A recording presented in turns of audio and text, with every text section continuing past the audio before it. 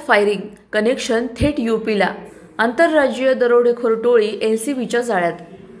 धुळे शहरातील देवपूर भागातील सावरकर पुतळा चौकात भर रस्त्यात गोळीबार करून 3.5 किलो सोन्याच्या दागिन्यांची बॅग लुटणाऱ्या आंतरजातीय टोळीचा पर्दाफाश करण्यात धुळे स्थानिक गुन्हे शाखेला मोठे यश आले आहे.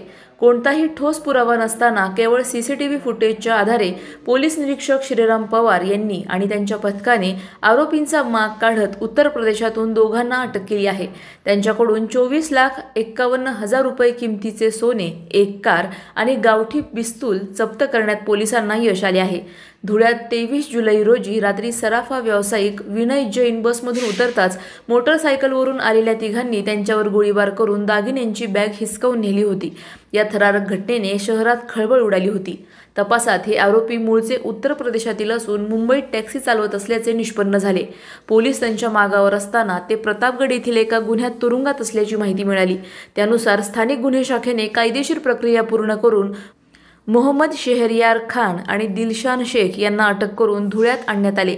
पोलिसांच्या चौकशीत त्यांनी गुन्ह्याची कबुली दिली असून टोळीतील इतर सदस्यांचा शोध सुरू आहे. पोलीस निरीक्षक श्रीराम पवार यांनी ही माहिती दिली. दिनांक 23 जुलै 2025 संध्याकाळी 8 वाजेच्या सुमारास सावरकर पुतळा चौक, देवपूर, धुळे येथे एक दरोड्याचा प्रकार घडलेला होता. त्यामध्ये 3 इसम मोटरसायकलवर येऊन त्यांनी हवेत फायर केला व सराफा व्यापारी यांच्याकडनं त्यांनी त्यांची काळी बॅग, ज्यामध्ये अंदाजे 3500 ग्रॅमचे सोन्याचे दागिने होते, असे त्यांनी लुटून फरार झालेले होते. त्या अनुषंगाने देवपूर पोलीस स्टेशन येथे गुन्हा दाखल होता.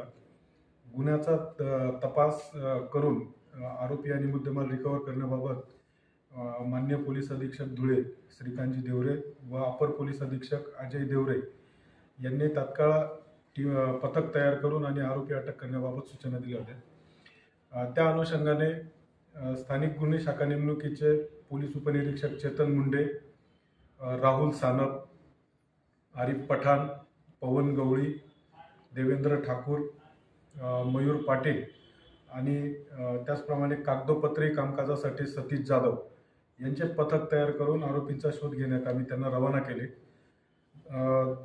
हजारो सीसीटीव्ही फुटेज चेक करून आणि त्याच्यातनं आरोपींनी वापरलेले गाडी, त्यानंतर त्यांचे चेहरे निष्पन्न करण्याचा प्रयत्न करत असताना सदर आरोपी हे मुंबईच्या दिशेने पळाल्याची गोपनीय माहिती मिळाली होती.